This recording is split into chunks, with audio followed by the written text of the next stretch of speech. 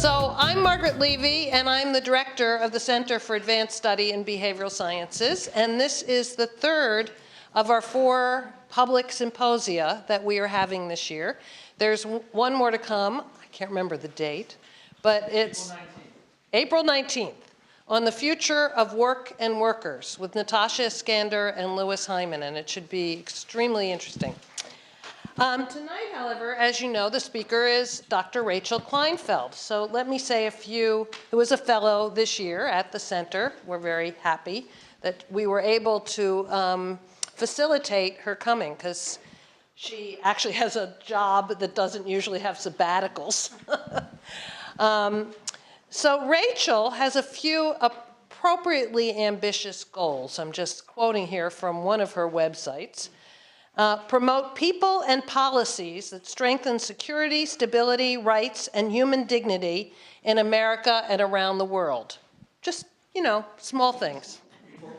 Yeah, well, probably Rachel can do it before breakfast and then deal with outer space, I don't know, and her baby. Okay, she does that as a senior associate at the Carnegie Endowment for International Peace, which has loaned her to us for this period. She was the founding CEO of the Truman National Security Project, which is where she began this rather minor project in which she's engaged of promoting people and policies, et cetera, et cetera. She's been a member of the Foreign Affairs Policy Board, 2011 to 2014, which advises the Secretary of State. She was considerably under 40 at the time. She's been a consultant for the World Bank, the European Union, the OECD, the Open Society Institute, and a variety of other trivial institutions like that. She's the author of Advancing the Rule of Law Abroad, Next Generation Reform, and numerous articles and contributors to other books, and is working on a very important book while she is here, and you're going to hear some about that today. She's proud to note that she was born in a log house on a dirt road in Fairbanks, Alaska, which she still revisits Fairbanks. I don't know if the log house is still there. It is? Yep. Both. One of my favorite political scientists came from Alaska, Robert Dahl. Yeah. She went from there to Yale, as did he. Where she got a BA and then on to Oxford as a Rhodes Scholar. She received her DPhil and her MPhil previously from St. Anthony's College at Oxford. In 2010, Rachel was named one of the top 40 under 40 political leaders in America by Time magazine. She and her work have been featured in the New York Times, the Wall Street Journal, Fox News, and other national television, radio, and print media. And I should add, she and her husband, the sculptor Will Clift, make a very mean and very good cherry bourbon, which I will not share with you. Rachel?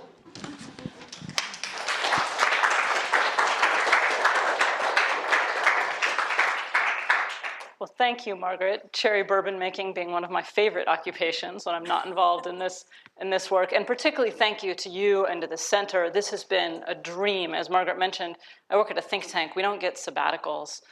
This sort of thing is anathema to the wonky world of Washington, D.C., where you're supposed to work from 7 a.m. to 9 or 10 p.m. and do a variety of things at home on your BlackBerry after that. And so this year has just been an amazing opportunity to really delve into this work.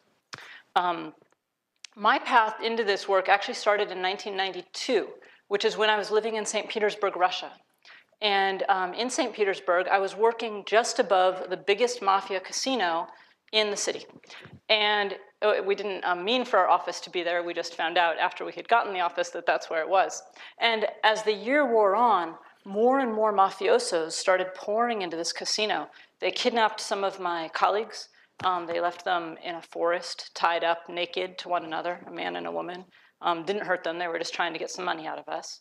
And every day, we walked past scenes like this, which were kiosks that they had set on fire for people not paying protection money. And it was an alarming sight, as you might guess, these charred kiosks every day.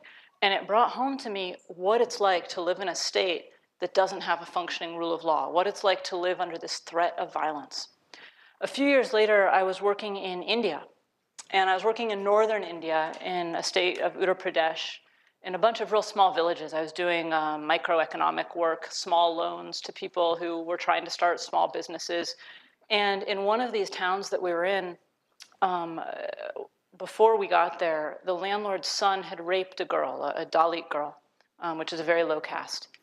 And that was very common, unfortunately, in this part of the world. That kind of rape was a public thing. It was done to enforce a social order of who was on top and who was not. But what was different in this case was that a boy, the brother of the girl who'd been raped, went to confront the teenager, the landlord's son, who had done this. And the son was sitting around with a friend of his, and they were kind of laughing, and this boy comes up to them and said, how could you do this to my sister? And they took his arm, and they stuck it through a wheat thresher. And that's the village that I walked into trying to bring our microloans, and I thought, gosh, how in the world do you create change in this kind of a system when people are living under this kind of threat of violence? How do you bring economic change when people know that if they break the rules of the landlord, this is what awaits them? And by the way, the police aren't going to arrest anyone. Everyone knows who's doing it, and nothing's going to happen. And that's what started this work, which was looking at places that did get better. Because frankly, as Margaret mentioned, I really love to cook. I like road trips. I like all sorts of lovely things about the world.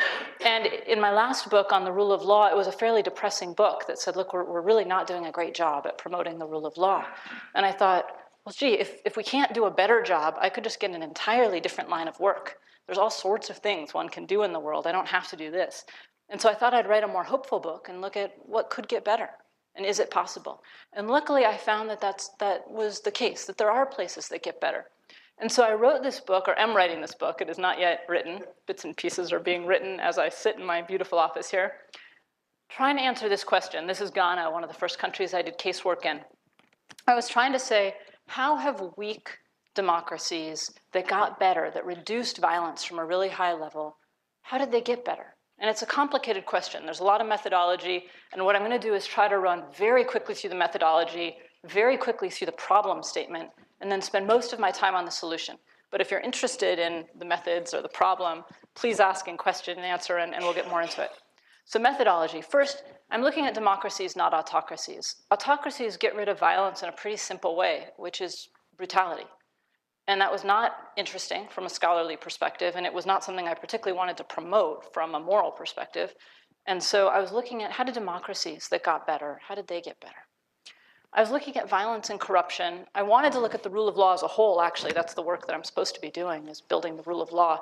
Nancy's smiling. She does this work with me. I couldn't find a single country that in the modern age had actually built a better rule of law from a very weak point. So I needed to focus on just violence and corruption.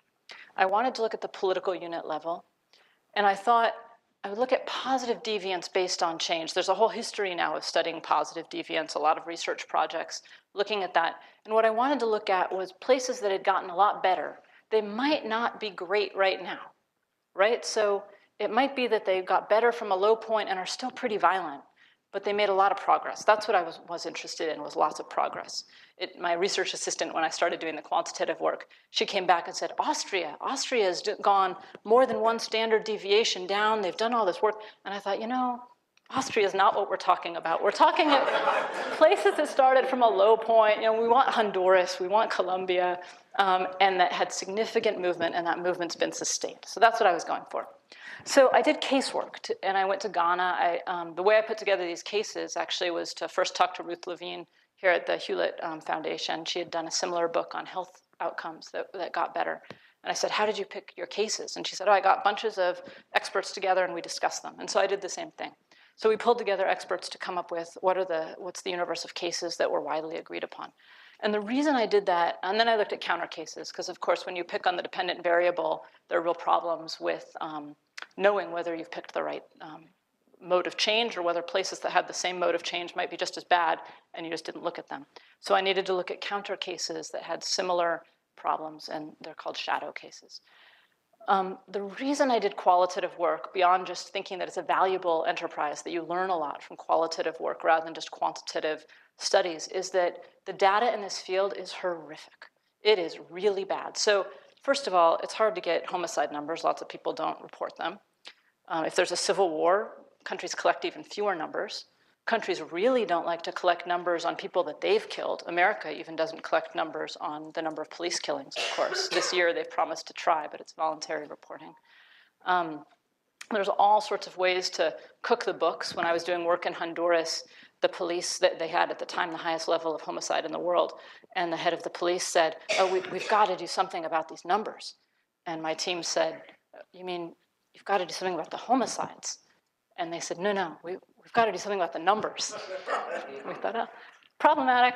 So there's real problems with the quantitative data. And there's also issues of when the data looks good, what's really going on. So for instance, in a lot of places where violence goes down, extortion goes up, right? So it could be that you've moved into town, and a paramilitary group moves into a village, they kill 2 or 3 people, they string them up in very violent ways, everyone else knows what's going on. Now you don't need bodies to show who's in charge. And so how do you tell what's really going on, whether violence is coming out of the system? The numbers don't tell you that much. I was looking at concatenated violence. There's a particular kind of violence, and what I found was that in places that had some violence, they tended to have a lot of different kinds, and a lot of different kinds that scholars tend to separate. So scholars tend to say, gosh, organized criminals, they want to use the state. Terrorists and insurgents, they're trying to overthrow the state. And regular criminals are trying to avoid the state at all costs. And so we need to separate these groups, and we need to look at their modus operandi and look at them differently. And that makes a lot of sense when you're trying to deal with each group. But actually, when you see these places with extreme levels of violence, you see all these kinds of violence coming together. And I think that there's a real causal reason for that. This is a picture of Missouri during the Civil War in the United States. The United States is one of my cases. And Abraham Lincoln had this to say, and pretty much all my work is a footnote on Mr. Lincoln. What Mr. Lincoln said in 1863 about Missouri was that each man feels an impulse to kill his neighbor, lest he first be killed by him. Revenge and retaliation follow. And all this, as before said, among honest men only, because he's talking about the Civil War violence, right? That's at least honest violence, ideological violence. But this is not all. Every foul bird comes from abroad, and every dirty reptile rises up. These add crime to confusion. Strong measures, deemed indispensable but harsh at best, such men make worse by maladministration. Here he's talking about state brutality. The way the state dealt with Quantrill's raiders, the raid in Kansas, was to tell everyone in the 4 counties on the border of Kansas that they had to move. They had 2 weeks, every single family. If they could prove that they were loyal to the Union, they could move to a city, but they still had to get rid of their farms and so on. If they couldn't prove they were loyal, they had to get out of town fast. And they burnt everything. The troops came through and burnt all 4 counties. That's what he's talking about, that kind of state violence. Murder for old grudges, murder for ill-gotten gain proceed under any cloak that will bear cover. So what Abe Lincoln found in 1863 is what the violence shows now.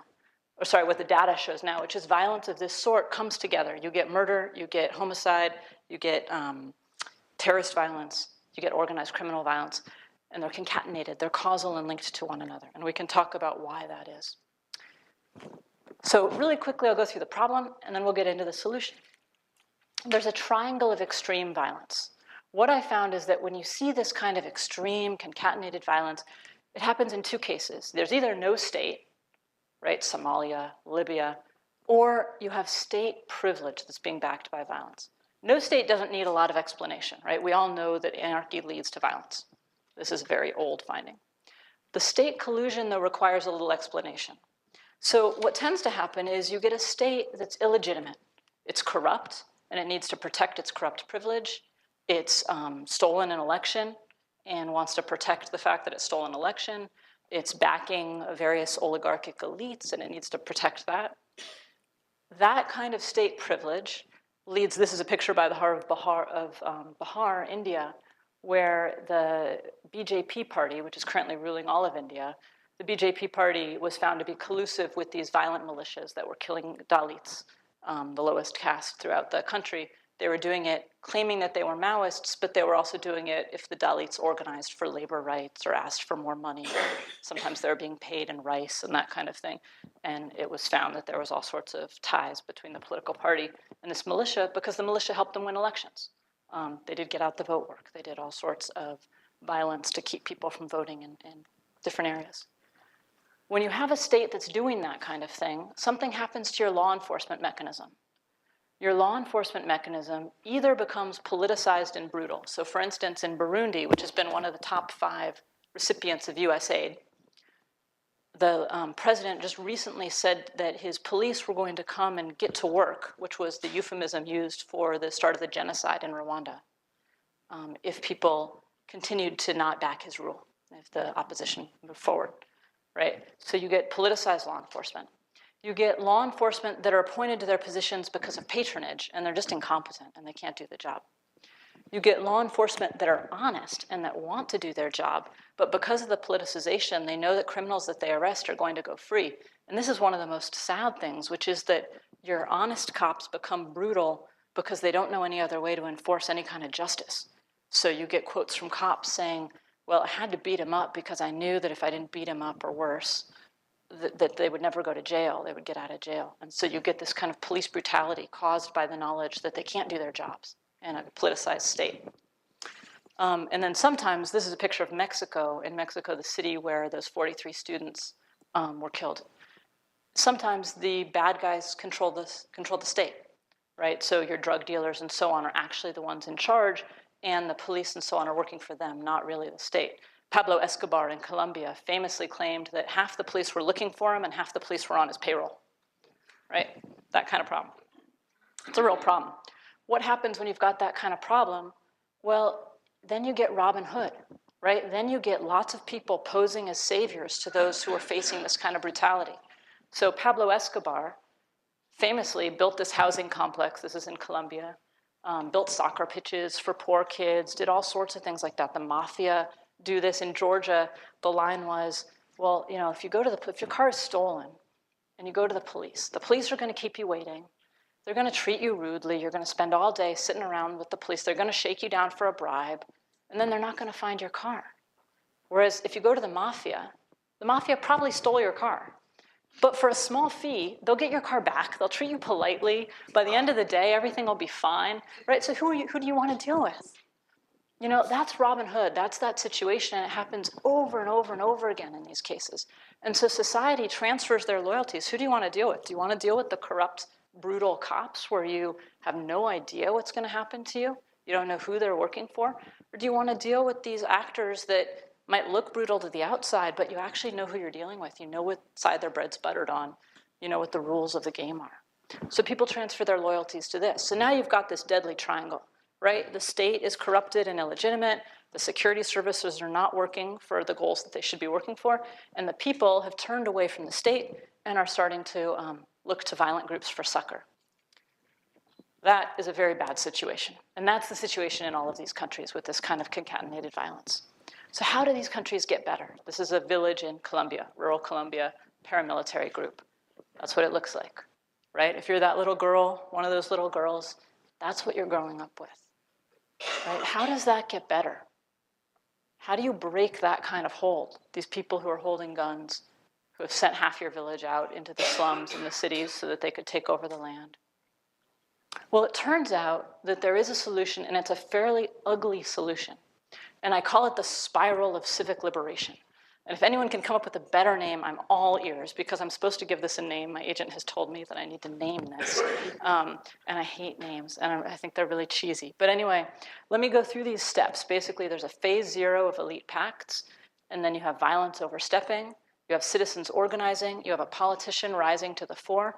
That politician telling a new story and doing actions that give a new story to the citizenry and to the outside world.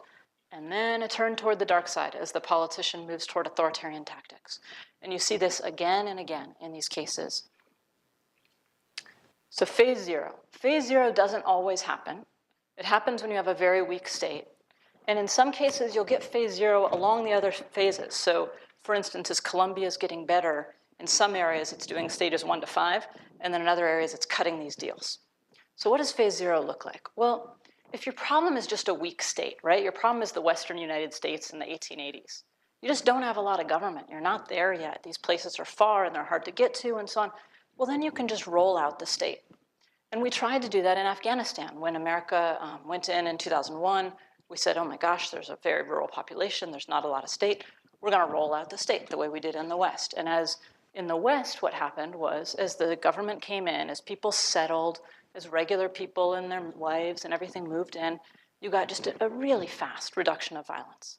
The only problem was it was basically anarchy, and as you got a state, things got better. But if your state's real weak or real corrupt, that actually doesn't work. What you get instead is a bigger problem. So this is Georgia, and let me just tell you a little story about Georgia. Nancy's nodding, because it's a fun story. Georgia's a great country, great food. If you've never been to Georgia, highly recommended. Great wine. In 1992, when I was dealing with the Mafia casino in St. Petersburg, and I said the Mafia were getting worse and worse. They really were getting worse and worse, and part of it was because the Georgian Mafia, which was the biggest mafia of the Russian republics, were moving up to Russia, to St. Petersburg, because they couldn't make a buck in Georgia. Georgia was so violent, so crazy, so anarchic, that the Mafia couldn't figure out how to make any money, and they were heading up to our casino to do that. And the reason were these two guys, among other things. So Georgia had sort of fallen apart following the Soviet Union. It had broken into civil war. Multiple militias were active. It looks a lot like Libya right now. And one of the militias was run by this guy, Kitovani, and one was run by Jaba Yasolani, this guy. And they were similar. They had these two militias. This guy was more of a thug, and this guy was kind of a thug with panache. He had a PhD. He was an artist. He was a theater director. He was a very interesting character. Kitovani actually was a sculptor. Georgians are interesting people. So these two had their militias, and their militias were raping, pillaging, killing people. My translator, when I went to the far west near Abkhazia, she broke down in the middle of our interviews with these former militia groups because her father had turned out to have been killed by that guy's militia. And as they were recounting what was going on, she had to take a break because this was very real to her. So these guys pillaged throughout the country. And meanwhile, anyone who could throw on a leather coat could pretend to be a member of one of these guys' militias and shake down people. So you started to get roadblocks all through the country, and everybody was being hit up by these folks. And gradually, they decided they were going to invite Shevardnadze, who'd been foreign minister of the Soviet Union, to come back and give them basically a front through which they could extort money from foreign aid. And they were pretty blunt about this. And I had one of my interviewees say that Shevardnadze was just there signing papers, signing property deeds, signing illicit things that these guys were bringing him. And while there were no guns pointing at Shevardnadze, there were guns in the building. And everyone knew it. And that was the situation. How do you deal with this situation? Well, what Shevardnadze did, because he was known as the Silver Fox, and he was very good at this kind of thing, what Shevardnadze did was one of them became the head of the Ministry of Interior, the head of the police, and one became the Minister of Security Services, the Army. And they brought their smuggling rings into the state, and they started smuggling from within the state and doing criminal actions from within the state. Shevardnadze actually stopped a National Security Council meeting because these guys as thugs were basically shooting at each other in the middle of the Capitol. And he told them, it's kind of like being I'm a mother, kind of like stopping your car and telling your kids, don't stop fighting or I'm going to pull this car over and we're not going to go to the party. He said, I'm stopping this meeting. We're not going to continue the National Security Council meeting until your guys stop killing each other. And then they all just sat there until these guys got it together. How do you deal with that situation? Well, by bringing them into the state, he started to defang them. He was then able to cut deals with their underlings, and gradually Shevardnadze gave away so much of the state that everyone who was corrupt had a stake in the state. The corruption held the state together. And you see this over and over and over. There's a lot of research on this, that corruption actually saves these states for a short time. It can control elite violence because everyone has a stake in holding up the system. But it's a very dangerous game because while it buys some breathing room, while it can stop the violence, and the violence just plummets. El Salvador had one of these elite pacts with its gangs. It had a gang truce, and for a year, the violence just plummeted, and everyone talked about how great El Salvador was, but everyone was using the breathing room to rearm, and so on. What it does is it delegitimizes government. So you get this moment of succor, but then the government looks like it's even more in bed with the violent actors, because it is. Right now they're corrupt, and the government's been corrupted. And the institutions of state control, right, the military and the security services get corrupted. And so this looks like a solution, and it tends to be the solution the international community rolls out. It's not a solution. I call it phase 0 because you often need to go through it. If things are really bad, if you're in Libya right now, this is what we need to do. But it's not going to work for long. It buys breathing room. It doesn't buy a solution. During that breathing room, you can build up a state. But if the state's part of the problem, this is a picture of the false positive scandal in Colombia, which is when the military services in Colombia started to round up poor young men from barrios, kill them, and then pass them off as guerrilla fighters because they were trying to make their metrics on capturing enough guerrilla fighters. Right? If your state is part of the problem, that breathing room doesn't work. What does it look like when your state's part of the problem? How do you know whether it's part of the problem? Well, as I said, the United States in the South in the post-Civil War period is one of my cases. And if you look at lynching in that period, it actually started in 1880, but I haven't been able to find a nice map of it yet. You can see that there's some dots of lynching in the West, right? The Wild West is still a little bit wild, but it's nothing like the South, right? The South is a whole nother ballgame. Now, it's not that the South is a weak state. It's not that the South doesn't have courts. It's been long settled. It's that you've got a state that's collusive in violence. This is the same picture blown up a little bit more, right? And if you look at these particular areas, you see that the mayors are opening the doors to the prison to let the lynch mobs in, right? These are not cases of the police fighting violent mobs. These are cases of a very collusive state that's trying to back a power structure, in this case, a white supremacist power structure, that is not what the law says it should be. And so they're using extrajudicial actors, the Ku Klux Klan, the White League, a group called the Red Shirts, to enforce a new kind of order. And they pulled off the ultimate elite pact, which was the end of Reconstruction. Right? Reconstruction ended when the White Brigade and the Red Shirts and everyone killed so many people that it actually did affect a presidential election. They started to use a lot of violence to affect politics. In 1868, not the contested election, but before that, they killed 2,000 people in Kansas. They killed 1,000 people, political violence in Louisiana. Right? These are significant numbers. They still do this. They're creating all this violence, and suddenly you get a contested presidential election that turns on a couple of Democratic votes in southern states. And what happens is that the South says, look, we'll let the president be a Republican, but you need to end Reconstruction. You need to get your federal troops out of the South. And that's your elite bargain, right? You can't get a more clear-cut elite bargain than that. And this is what it reaps. So this is what we look like with an elite bargain. That's what they look like. That's the situation from which the real change starts happening. When real change is happening, and I'm switching to game theory here, you have to change the equilibrium, right? The elite bargain doesn't change the equilibrium. All it does is bring more people into your corrupt power structure. It says, okay, you want a piece of the pie? You can come and have a piece of the pie. We'll give you a piece of the pie too. Just drop your weapons. But it doesn't change the basic corruption and illegitimacy of the state. For that, you need to jump equilibriums. You've got a stable one, you've got to jump. And that means that you have to alter the basic power structure of the country. And that can be done, it's just really hard. So what you see is this spiral. And I call it a spiral because it's not a straight linear line. At each step, things get a little better, but they also get a little worse. And you come up with different kinds of violence. It's not a straightforward violence gets better. Violence morphs and changes at each step as it gets a little better, and then the spiral repeats. So let me explain what I mean by that, and then we'll go to Q&A. So this is Sicily. Sicily, after the mafia launched a 500-kilogram bomb on the road on the way to the airport. And this was the road where a prosecutor who was trying to fight the mob was driving along with his wife and their bodyguard. And you can see what the aftermath of a 500-kilogram bomb looks like. Falcone, the guy who was killed here, was quickly followed by his colleague and childhood friend, Borsellino, another prosecutor who were trying to fight the mob. And that is what I call violence overstepping. At a certain point in all of these countries, the solution begins when the violent actors go too far.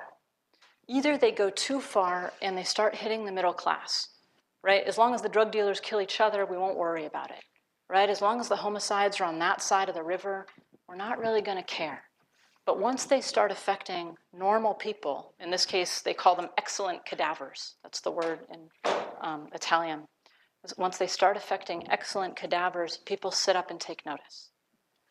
The violence oversteps. When the violence is being supported by the poor, it's a little bit different. Often then extortion takes over. So the violent actors, it's not that they've used too much violence against the middle class. It's often that they've become too greedy and they're extorting too much from the poor who are trying to look to them for Robin Hood. In either case, there's a break. Society feels like enough. And society starts to organize. Right? So society says, enough is enough. We might not be able to turn to the state. The state is illegitimate. The state is illicit. The state's using all this brutality against us. But we can't back these violent actors anymore who aren't part of the state. There's got to be a better way. And you see this social organization that crosses normal lines, that often brings elites together with non-elites, that's a particular kind of organization. It tends to be political and that it's trying to change power structures, but nonpartisan. It doesn't get tied to a particular party where it can be dismissed easily as just a partisan action. And so this kind of society organizing starts to happen. And then a politician rides this into power. This is Nitish Kumar in Bihar. And these politicians are made of a very particular kind of stuff. They're real politicians. These are not naive idealists.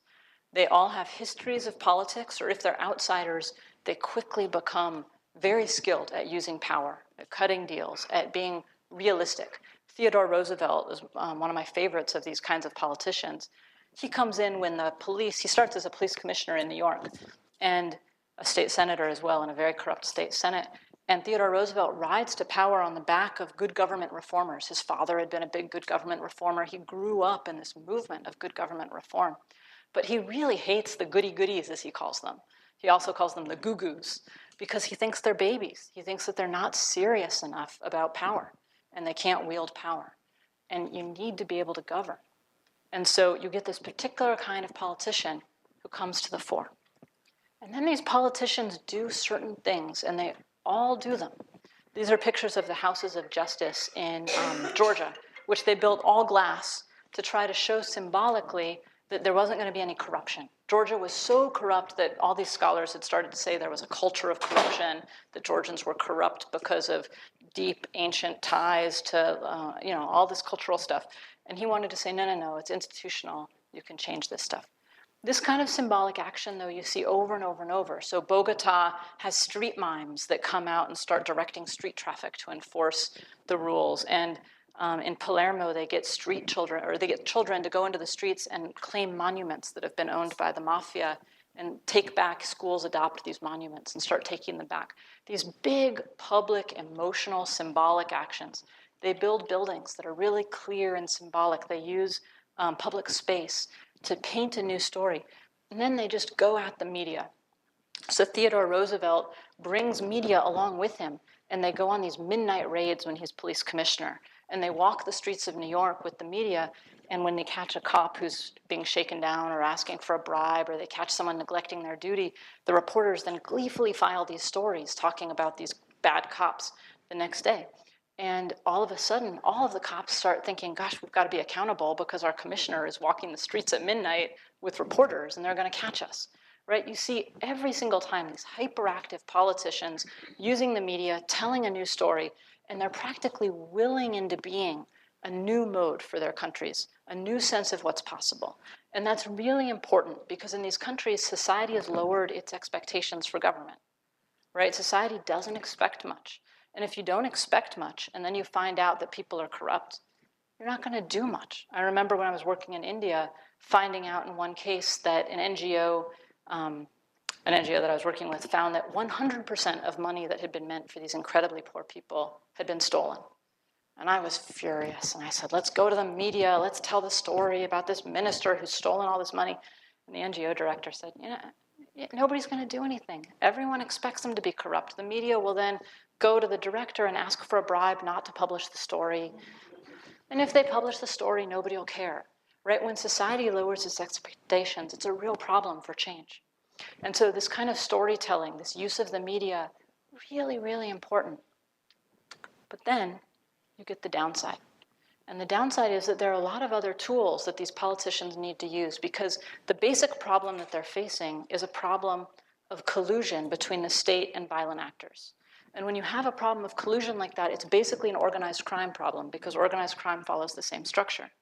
And we know how to fight organized crime. You fight them with surveillance, intelligence, with prison regimes that isolate people because they can't run their enterprises from jail if they're isolated. Otherwise, they're basically safe in jail where they can call out hits and keep running their illicit activities. And as these countries use these tools of authoritarianism and repression, they go too far. And they almost always go too far, in part because the international community just gives them license, right? We call them reformers with a capital R, and they're champions, and they're doing everything right, and we start to ignore what's going on the ground. And you see in country after country, these systems of repression start growing. So I just told the cute story about Theodore Roosevelt going on these midnight raids with police. But in Georgia, they were doing mass wiretapping, and every once in a while they would release a story of someone, some cop who had been on the take, and you would hear on the media a little clip of a video or a telephone conversation that had been caught of that cop on the take. And of course, you don't need that many of those before everyone thinks they're being wiretapped. It's the former Soviet Union after all, and before everyone gets the message that they'd better be accountable. So yeah, you clean up corruption really fast. It's no real different than what Theodore Roosevelt was doing, just modern tools. But think about how much more chilling it is when you hear it in the modern day, right? That starts to happen. 41 bis is the legislation that Italy passed to deal with the mafia, because when they put the mafia in their regular prison system, they found that they were running their enterprises through the system. And so they passed this 41 bis regime, which was solitary confinement, 24/7 surveillance, very few visits. I mean, think about what President Obama just did on solitary confinement, because we found it so cruel and unusual. This kind of thing does work, but it's a very thin line between working and deepening an authoritarian structure. And as that authoritarian structure deepens and deepens, you get more and more people in jail, and you get state brutality, right? Because incarceration itself is a form of brutality. And as the state becomes more brutal, the society has to organize again. And so that's why it's a cycle, it's a spiral. This is Ferguson, right? If you think about what's going on now, society organizing again against a prison regime that's claiming about a third of African-American males at this point who are in prison, in parole, involved in the incarceration system in some way, right? Society's organizing again from that. Where did that system come from? It came directly from that picture I showed you earlier of the lynching, because the reformers who were trying to fight lynching made the argument that the death penalty swiftly executed was the best way to fight lynching, right? If you want to avoid mob violence, let's bring it into the state. Let's make it legal. And they won that argument. And if you look at our death penalty regime, it comes directly out of a solution to that mob violence. But it's a solution that has led to this new kind of violence and this new kind of organizing. And so the spiral continues as you go up. And I see that I'm over time, so I'm just gonna end there with the next stage of the spiral, the next stage of organizing. And on that hopeful note, I will take some questions.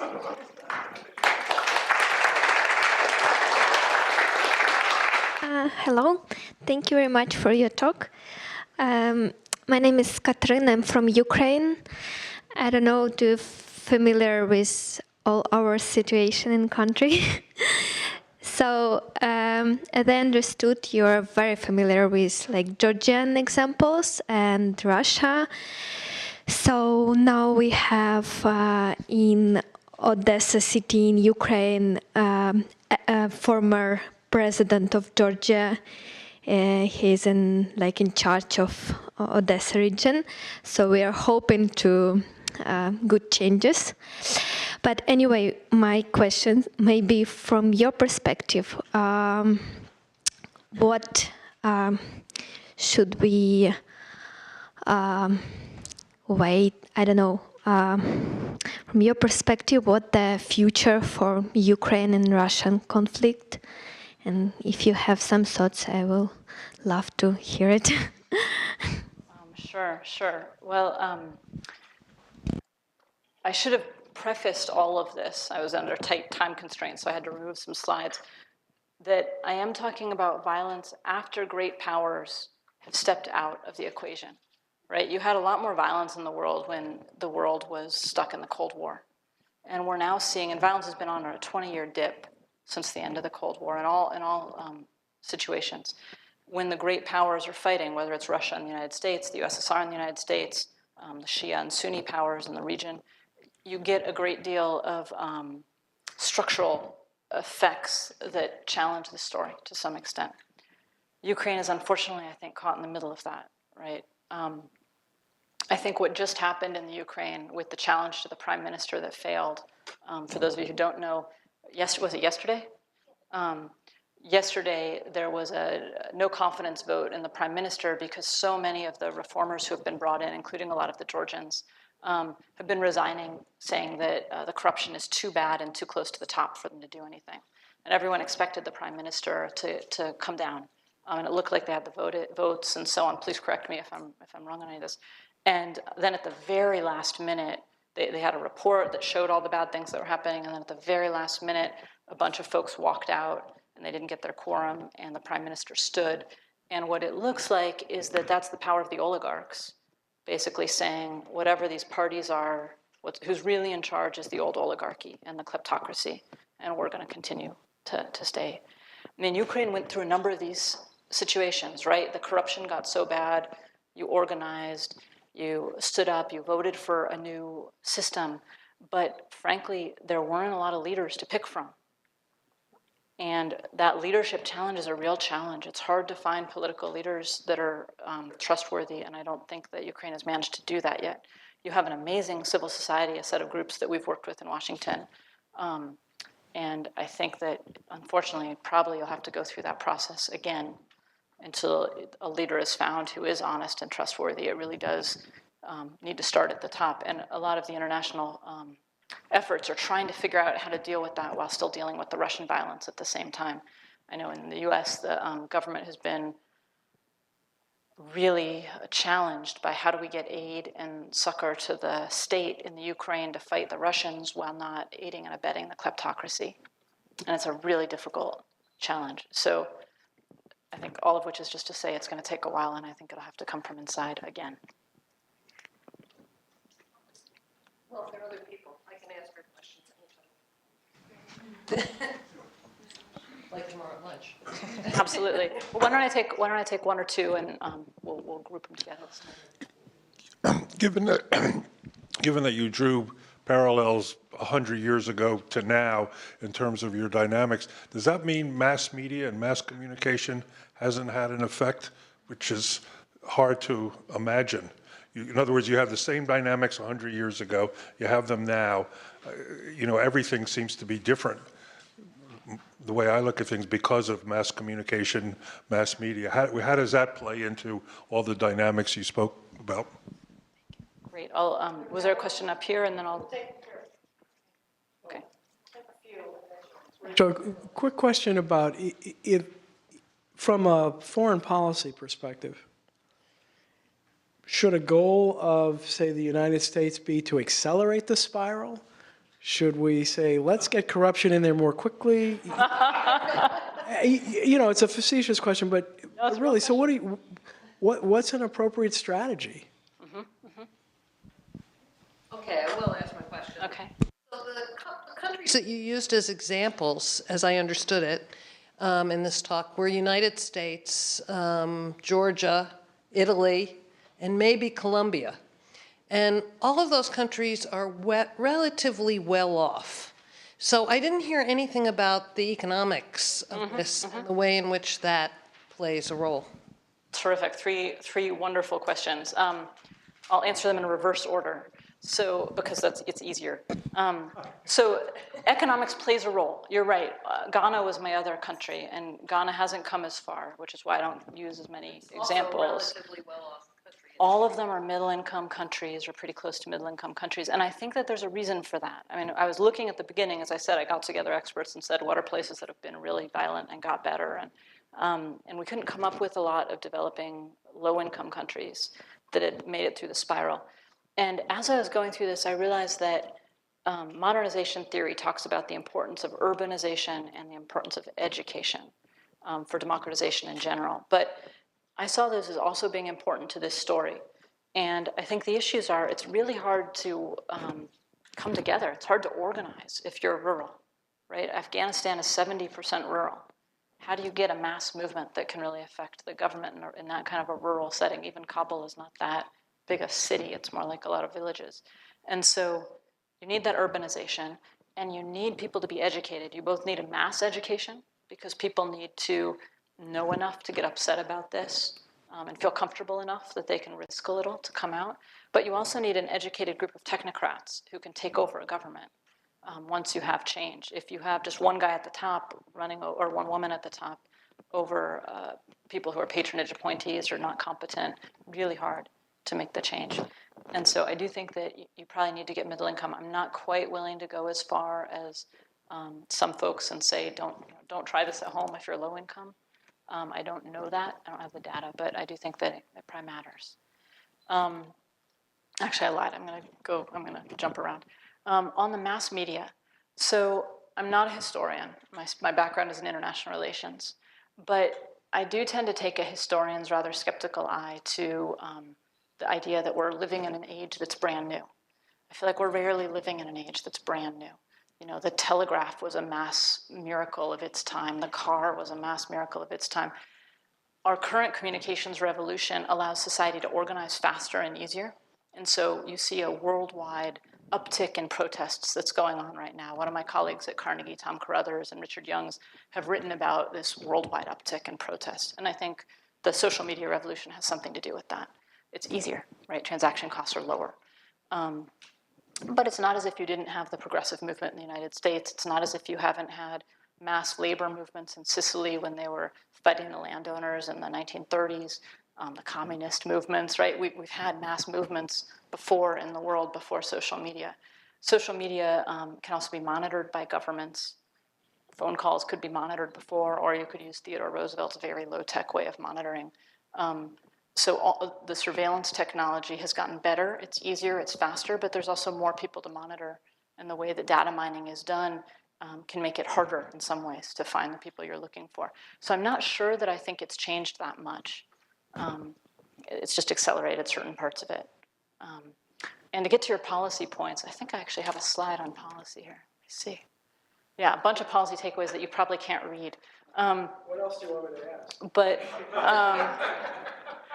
you know, I work in the policy world, so ultimately the people who are paying for this study are the UK government. Actually, DFID is paying for it, and they wanted policy takeaways. And there's a whole host. So I don't think the solution is add to corruption, although we do need to recognize that foreign aid is often used for corruption, and to be cognizant of whether we think that's a bad thing or not, if what we're trying to facilitate is an elite pact. Right? If you look at Libya right now or Yemen right now, how do we get those countries back into some semblance of a state? And it might be that we need to pay off actors. And if we do need to pay off actors, we should probably be pretty hard-headed about the fact that we're doing that. But I'm not going to recommend that, and I'm on tape. I'm not recommending that. I do think that what we need to do is beef up support to civil societies, not the NGOization of the world, which is how we've been doing it. We give lots of money to NGOs. But for instance, the Tunisians who won the Nobel Peace Prize this last round had excoriating things to say about the elite NGOs that didn't really represent anyone. We need to look for groups that represent people, who can bring broad masses of people together. That can be labor unions in some countries, it's religious groups in some countries, business groups. You know, there's a lot of places where people conglomerate. It's not always NGOs. When we support them and then a reformer comes to power, we have a tendency to pull all our money from the NGO sector, from the civil society sector, from all the social things we're doing, and pour it into the government. And we do this over and over and over again. Oh, a reformer's in power. Let's move all of our aid to help the government. Well, one thing you can be pretty sure is that that reformer might not start or stay a reformer with a capital R, right? And so you should keep some of that money going to accountability organizations, transparency organizations, organizations that can hold the government's feet to the fire to help you as early warning systems recognize what's going on. I think we can do a lot more in leadership development. It's one of the next areas of research I'm going to look at is, okay, we know that you need social movements. We know that you need politics and real leaders, not what Ukraine has got. How do we help those people come together? How do we help them learn how to govern? There are organizations right now like Otpor in Serbia and the Center for Nonviolent Activism that teach people how to take down governments nonviolently, and they go around the world teaching people how to take down governments. Well, nobody's learning how to bring them back up, right? Nobody's learning how to build a government. And so what do you get then? You get your government stolen by one actor or another. So there's a lot we can do policy-wise to learn from that. And then I actually recommend education as something that if we care about violence, we should be investing in education. We've got some doctors here who've been saying if you care about health outcomes, you need to invest in education. I think it all comes back to this education issue. So there's a lot of policy takeaways.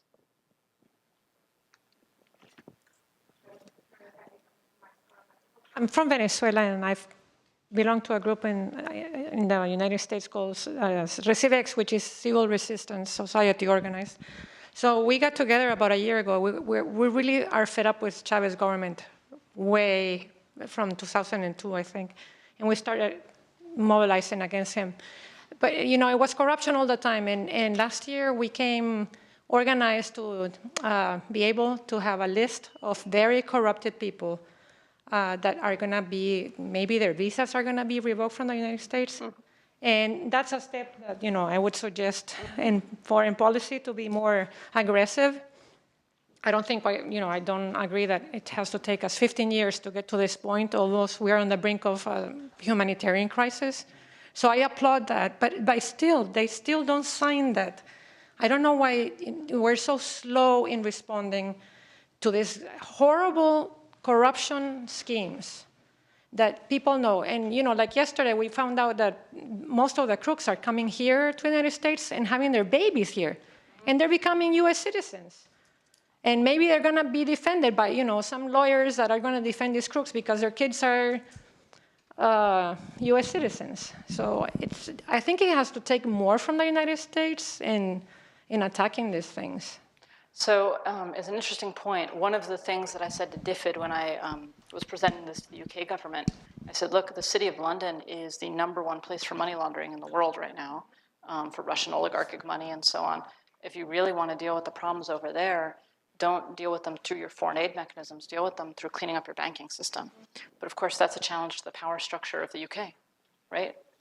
And so it's a real difficulty. Those bankers are not going to be extremely happy about some of the regulations that might be put on them. I don't know the Venezuelan case quite as well, but my colleague Sarah Chase at Carnegie is mapping corrupt systems and actually trying to provide them. One of the issues in the US is that we have things called intelligence targets that intelligence is collected against, right? And we have a limited intelligence budget and even more limited of human intelligence. We spend most of our money on fancy gadgets rather than on actual knowledge. And those human intelligence targets, if we don't know who's corrupt or we don't trust the information, and it's very hard to get the US government to trust information coming from outside sources for some good reasons. I mean, we're misled in Iraq, to say the least. So they're looking for diaspora sources with a lot of skepticism. Not to say that you deserve that skepticism, just that they've been burned once before. And so it can be really hard to get the intelligence community to collect the information that they need. One of the things that I and some of my colleagues are working on at Carnegie is to say, in the same way that the US government figured out how to do smart sanctions, right? We used to sanction an entire country. We'd ban goods going into that country. It'd cause a huge amount of hardship to the people of the country and maybe a little hardship to the elites, but a lot less because they could always get around the sanctions one way or another. And then we figured out how to do smart sanctions where we could target the elites, we could target their kids, we could say, you want to send your kid to Stanford or Harvard? Sorry, you can't be part of an oligarchic, corrupt, violent elite and do that. So we're saying the bureaucratic mechanisms to do that need to be moved up to the level of statecraft. Right now, the person who's in charge, for instance, of basically bringing to trial individuals who are corrupt like that is just one mid-level person in the Department of Justice, just a bureaucrat. And that person goes to conferences, hears about highly corrupt people, and might decide to bring a case. I mean, that's not statecraft, right? To bring those kinds of things up to the level of state so that the right people are making those decisions and are targeting those people and are making a conscious decision that this is going to be our strategy of change within a country takes a real change of mindset. And it particularly takes a change of mindset with some governmental leaders who think that corruption and elite pacts buy stability, right? And that is a very prevalent view among the national security world in which I come from, that people say, oh, that breathing room actually buys security. They might be bastards, but there are bastards, right? We know who's bought them off, and so that means we can control them. That's a mindset that requires changing, and until it changes, it's really hard to bring these issues up to the statecraft level that they need to be at.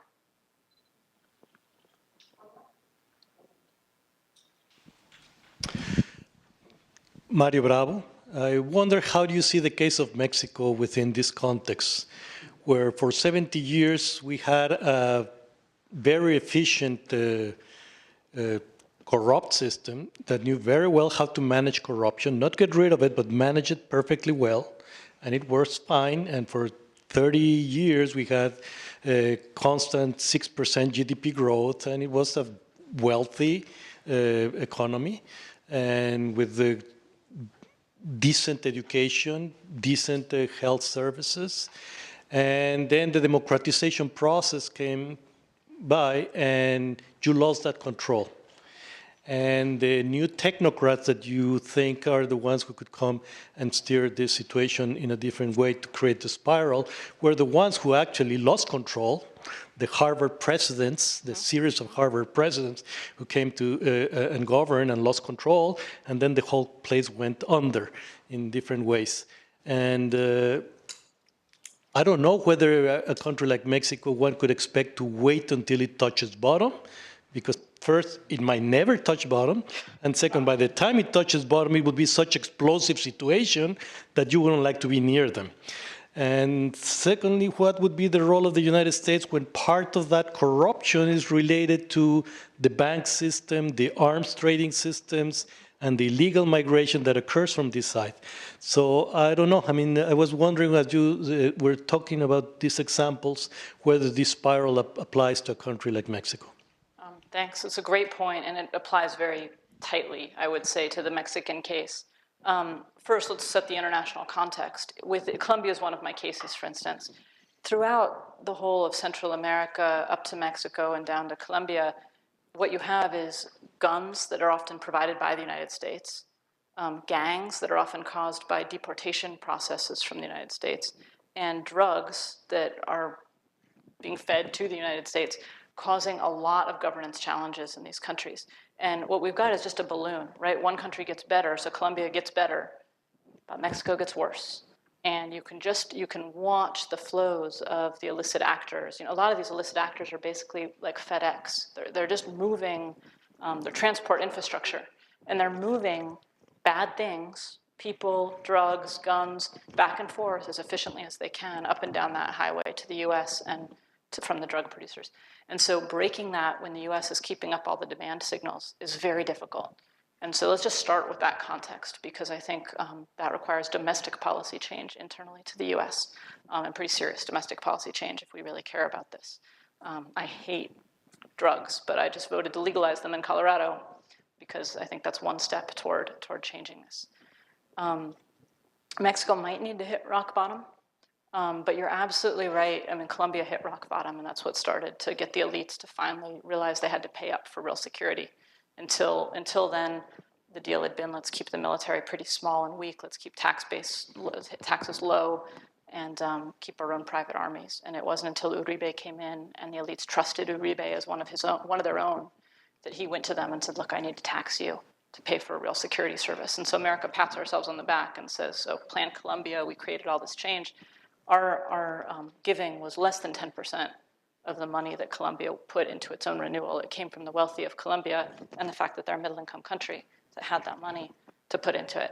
Mexico could do the same. My understanding is that in certain places like Monterrey, the business community is coming together to do that. But it's a federal country, obviously, and so there's problems. But you put your finger on one of the issues of the study, which is that I wanted to look at democracies because democracies have a problem with violence. And we don't like to admit this. I'm a human rights activist from way back when. I care about democracy, and I do think it's the best system, except for, because all the others are worse, not because it's so great.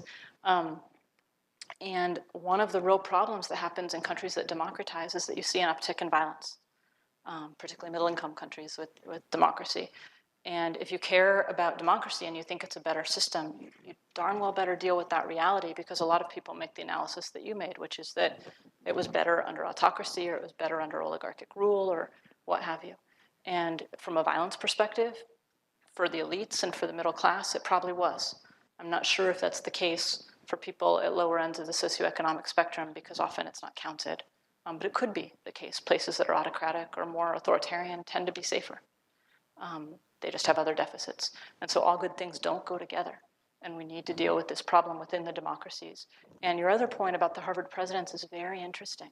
I was talking with someone the other day about the War of the Roses and the kinds of leaders that came to the fore during the War of Roses, England. And he was saying, he's a very eminent thinker here at Stanford, and he was saying the kinds of people who came to the fore in the War of the Roses were basically thugs. They were big, they were bigger than other people around them, they were taller than other people around them, because in an age of warlords, you needed to be able to project personal power.